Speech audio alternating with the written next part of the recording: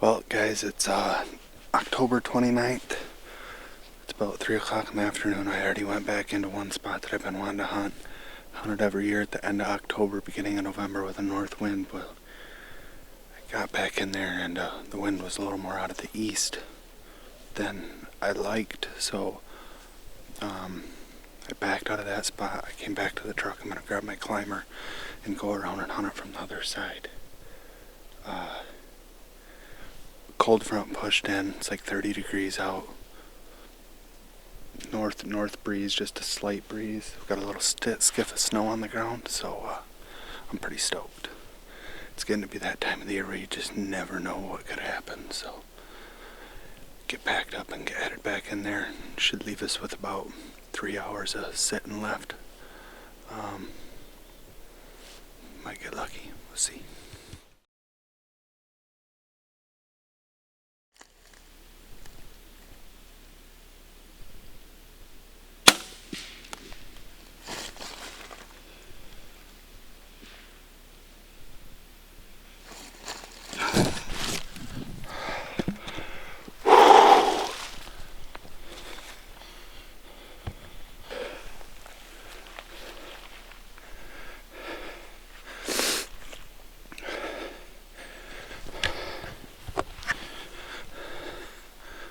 So I'm sneaking back in here, coming down this draw, wind's in my face the whole time, and I come around this corner. This is where I came from, right down in here, down this draw, and I come around the corner, I just see this tree whipping around. I'm like, oh man, that's a buck up in a tree. Sure enough, I could see his horns. So instantly I'm right in the middle of this trail. He's only at 25 yards. And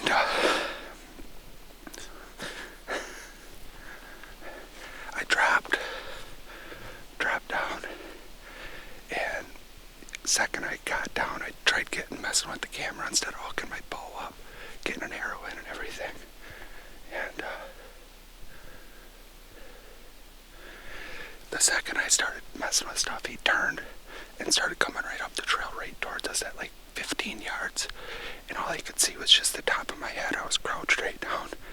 We had like probably a 2-3 minute stare down, I'm guessing. I don't know how long the video was, but he turned his head back the other way and I drew.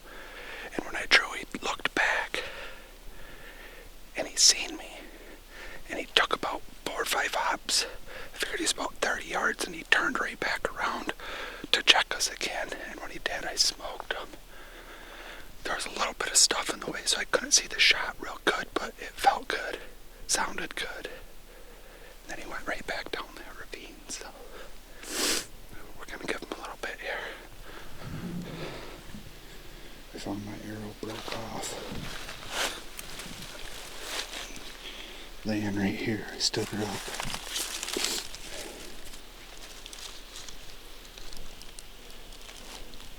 But I'm only missing 2 inches of my arrow. I don't know what I did.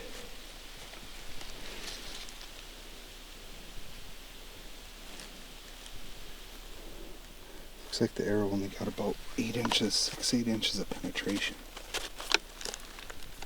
Don't like it at all. Alright, I'm all set up in the tree. So 5 o'clock, a little later than I wanted to, but I'm in a really cool spot. I actually killed a deer in this tree in 2015 or 2014, one of the two. Anyways,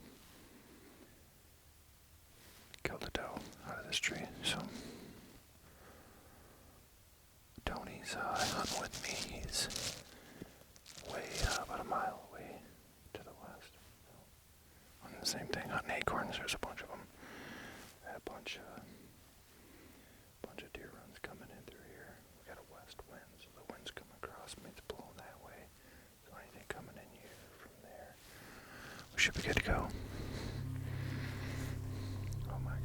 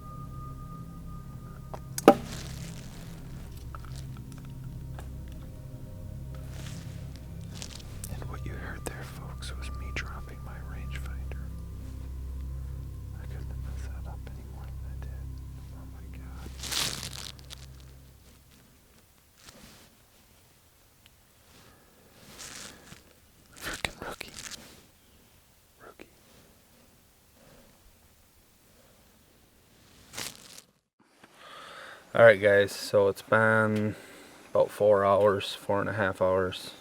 Got Charlie with me now. Gonna head back in and get back on where I last seen him when I got up in my climber, and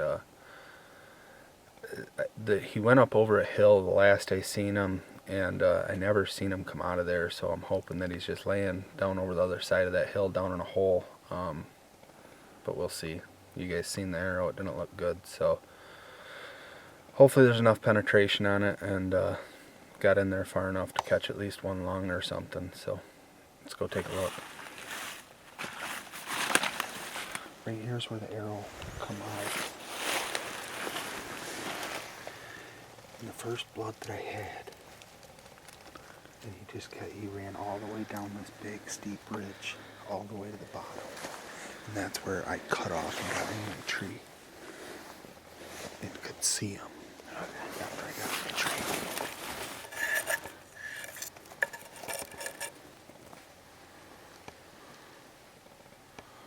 And you see how high it is? Yep. See how high the blood is on the weeds? Yep. That's what makes me think that it's not in the brisket.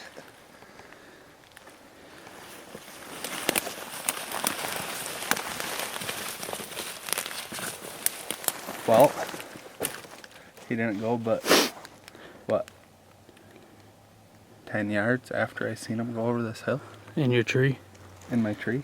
I got back up in my tree, and I seen him go up over this hill. He hopped up over top of it, and he disappeared. And I knew I didn't see him come out the other side, but I didn't know if there was anywhere he could sneak out. But it turns out he went about another 10 yards.